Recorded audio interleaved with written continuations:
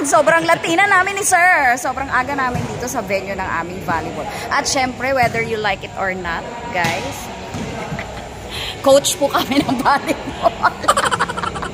Naloka ko sa coach na pero tayo alam sa paglalaro. Wala kami sa paglalaro. Wala kami masyadong alam sa paglalaro. Pero syempre, bongga kami kung mag-cheer sa mga bata. Kaya nga maaga kami, di ba, Sir? O, diba? Yes, ma'am. Ang aga-aga namin. O, tingnan natin ang kanilang pagwa-warm up. Kasi kanina pa ako nandito, mga 7:15. Nandito na ako. Kasi sabi 7 o'clock daw yung laban. Hindi pa naman nag-start, siguro 8 o'clock po. Ayan, ito po ang players ng Sebam. Ang mga kalaban po namin ay College of Engineering. Ayan po. Malalaki rin sila. Maliliit pa ng onte yung aming mga players. Siyempre may prayer session ang mga bata. Pinaka-importante sa lahat. Yung iba nagpa-practice. Inaayos po ang aming gymnasium sa school, kaya nandito po kami sa ibang gym. Ibang venue.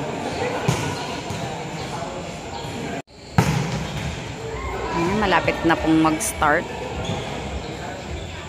Ay, magka-team pala ang ano yung SOA, sir? School of Architecture. Ay, okay. Architecture pala sa engineering magkasama. School of Architecture and College of Engineering. Okay.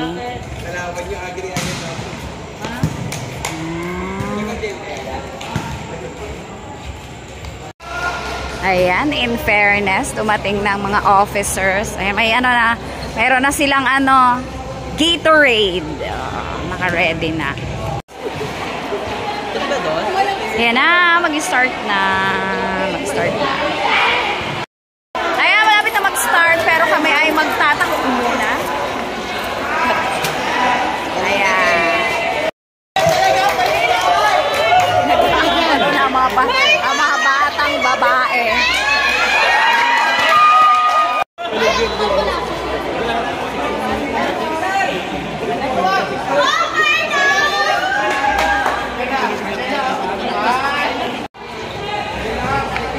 Mga volleyball girls namin, syempre sobrang Latina. Ano ba yan? Grabe! Sobrang Latina.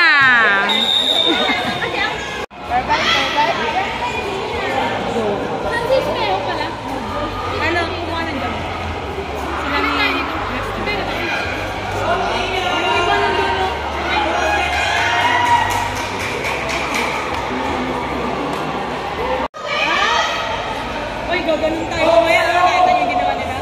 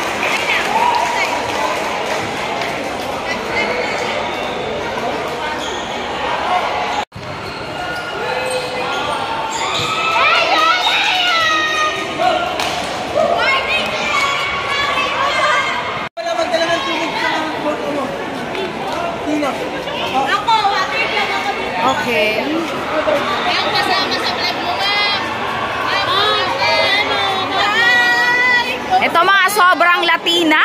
Oh. Mga estudyante ko po yan.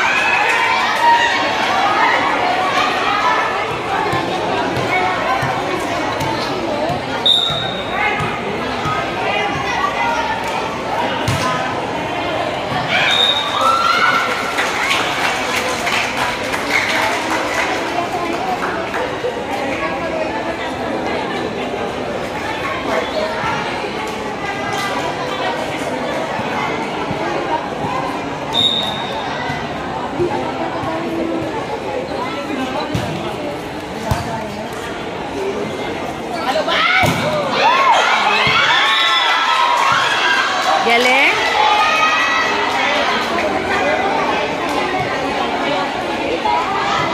Sobrang Latina. Ang galing.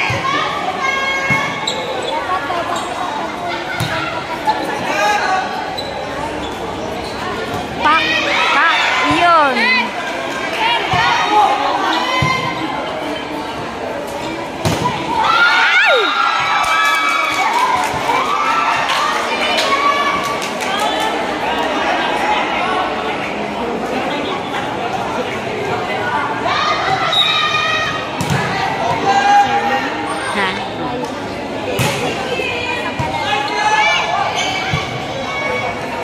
Galing din na naipasok pa, no? Wow!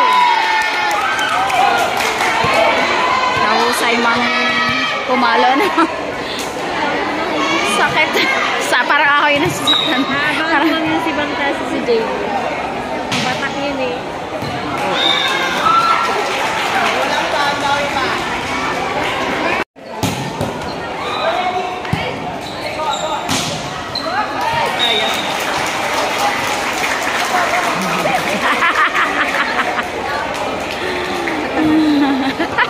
Loko.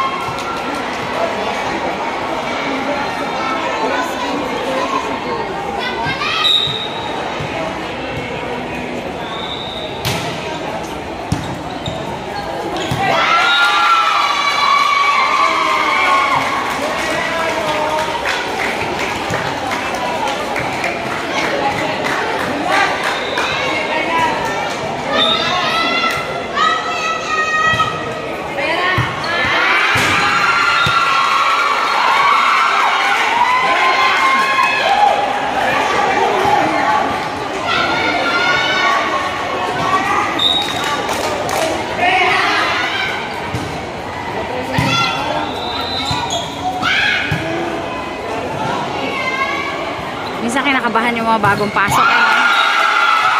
Hala! Ano na? In.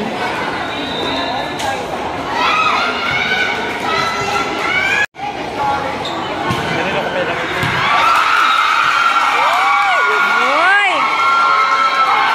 Kulang na yata tayo sa cheer.